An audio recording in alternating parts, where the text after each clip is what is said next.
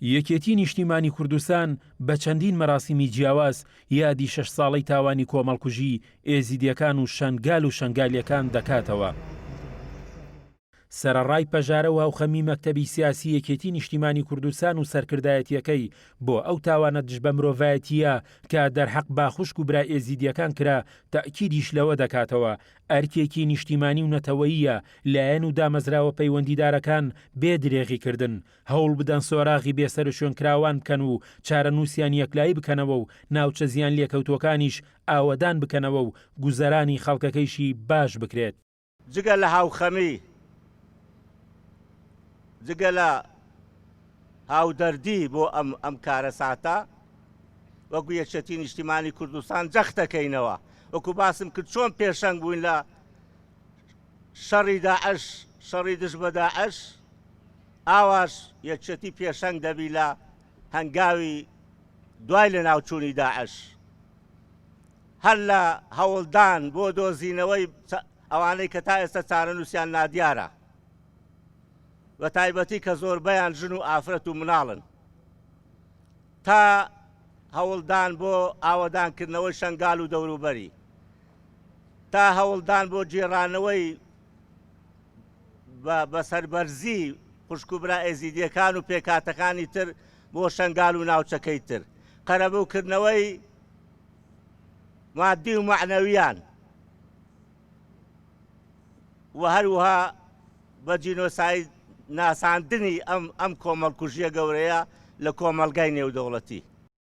هاوکاتەر لە چوارچێوەی بەڕێوەچوونی مەراسیمی یادی 6 ساڵەی کۆمەڵکوژی ئێزیدیەکاندا لە نێو بارەگای فەرماندەیی هێزەکانی هەفتا کە تیایدا بە ئامادەبوونی لێپرسراوی فەرماندەیی هێزەکانی هەفتا و چەندین لێپرسرا و فەرماندە و پێشمەرگا بەڕێوەچوو تەئکید لەوە کرایەوە پێویستە لەبەر ڕۆشنایی یاسا و ڕێکەوتنە نێودەوڵەتیەکان بە تایبەتی لە دادگای تاوانی نێودەوڵەتی بەڕەسمی ئەم کەیسە وەک تاوانی جینۆساید و دژ بە مرۆیی و جەنگ بناسرێت.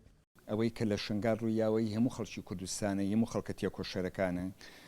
پەیامی ئێمەش بۆ ئەوەیە کە ئێمە هەوڵ بین ئەوەی کە بەسەر شنگال هات بتوانین بە یەکڕێزی میلەتی کورد هەمومان بە برایەتی تەبایی هەمومان بتوانین چارەسەری بۆ مەزە بکەین چکە مەسەلەکار شنگال نییە لە ڕابردوو شایەمە هەڵەبجە کیماوی لێدراوە 182,000 ئەنفالمانەیە ئەمە پێشمەرگەی ژیانی خۆیان بەخرت و لە سەرتاسەری کوردستانە ئێمەش ئەوە تا ئێستا دوای ئەوەش شنگالیشی بەسەرا هاتووە ئەوە ڕۆژانە لە شەڕی داعشە ئەو هەموو شەیدەمان داوە بۆ ئەوەی ئێمە یەکڕێزی میلەتی کورد من وەکو هێزی پێشمەرگە و وەکو مەسئولەکانی ناویەکێتی ئیمانمان بۆیە کە ئێمە بێت چارەسەری مەزە بکەین. هەر لەلایەکی دیکەوە مەکتەبی ڕێخستنی یەکێتی نیشتیمانی کوردستان مەراسیمێکی تایبەتی ڕێخست و ڕایگەیاند هەرچەندە ناسۆر و ژان و ئازاری ئێزیدی و شەنگالیەکان کۆتایی نهاتووە بەڵام ئەرکی هەموو لایەکە بەدابینکردنی ئاسایشێکی سەقامگیر بۆ خوشک و برا ئێزیدیەکان و دوورخستنەوەی دەستی ترس و تۆقاندن و گەیاندنی دەستی کۆمەک و هاوکاری و پارێزگاریکردن لە کولتور و شوناسی شەنگال و خوشک و برا ئێزیدیەکان تا برینی ساڕێژ نەکراویان تیمار بکرێت. هاوکات لەلایەکی دیکەوە بە چەندین پەخشانە شعر و هۆندراوە لە سلێمانیەوە شاعیران هاوخەمیەکانیان گەیاندە خوشک و برا ئێزیدیەکانیان. پێویستە وەکو مەسئولیەتێکی ئامی نیشتیمانی و نەتەوەی لەسەر ئاستی هەموو عێراق هەموو هێزولایەنە سیاسەکانی کوردستان بتوانن ڕوبەڕووی ئەم کارە ساتە ببینەوە و بتوانین لە ئایندەدا ژیانێکی شەرەفمەندانە بۆ خوشکبرانی یەزیدی و تاویزی مادی و معنەوی بۆ خوشکبرانی یەزیدی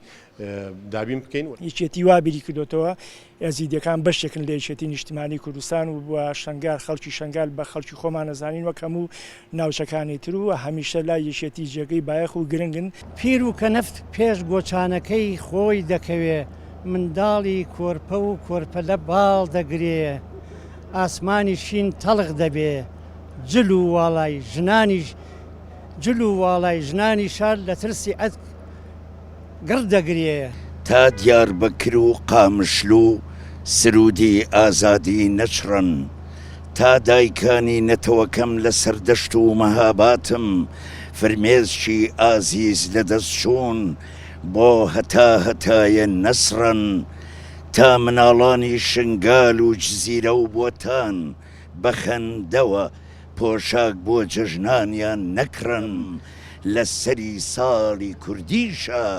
ئاگری نەورۆز هەڵ ناکەم. ئێزیدیەکان لە عێراقدا ژمارەیان دەگاتە سەروی 600,000 کەس و بەهۆی داگیرکاری داعش بۆ ناوچەکانیان لە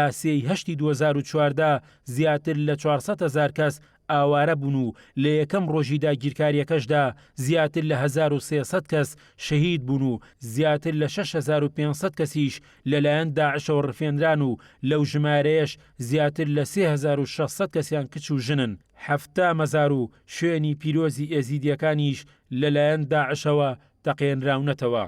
گۆران سەیدنووری، گەلی کوردستان، سلێمانی.